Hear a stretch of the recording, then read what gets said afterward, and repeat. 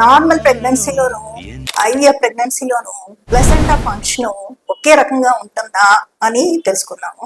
I'm doctor Rajani, reproductive medicine consultant head Chennai fertility centre. Normal ప్రెగ్నెన్సీతో compare చేస్తే IVF ప్రెగ్నెన్సీలో placental function, placenta weight ఎక్కువ ఉంటుంది. తర్వాత ఏంటంటే దానికి మెచ్యూరిటీ తొందరగా వచ్చేస్తుంది, అంటే ఫంక్షన్ తొందరగా తగ్గిపోతుంది. ఇది ఎందుకంటే మనము ఎంబ్రియో కల్చర్ చేయటం వల్ల ఈ ప్లసెంటాకి ఏంటంటే అడాప్టబిలిటీ తగ్గిపోతుంది. అందువల్ల ఏమవుతుందంటే ప్రీటర్మ్ బర్త్ అంటే నెలలు ఇంతకు ముందే డెలివరీ అయిపోవటము, తర్వాత ఏంటంటే లో ఇంప్లాంటేషన్ అయితే ప్లసెంటా అంటే గర్భసంచి లోపల భాగంలో ప్లసెంటా ప్లాంట్ అయ్యి దాని మూలన 7th మంత్ నుంచి బ్లీడింగ్ స్టార్ట్ అవటము, ఇలాంటి ప్రాబ్లమ్స్ అన్ని వస్తాయి. తర్వాత అంబ్లికల్ కార్డు బేబీలోకి ఇన్సర్ట్ అయిన ప్లేస్ అబ్నార్మాలిటీస్ కూడా వస్తాయి. అందువల్ల ఈ హై రిస్క్ ప్రెగ్నెన్సీస్ మనం ముందుగా ఐడెంటిఫై చేసుకుని, అంటే ప్రాపర్ మానిటరింగ్, రెగ్యులర్ చెకప్స్ చూసుకుని అవి దానికి తగిన ట్రీట్మెంట్స్ చేయటం వలన ఈ కాంప్లికేషన్స్ చాలా వరకు తగ్గించుకుంటాం.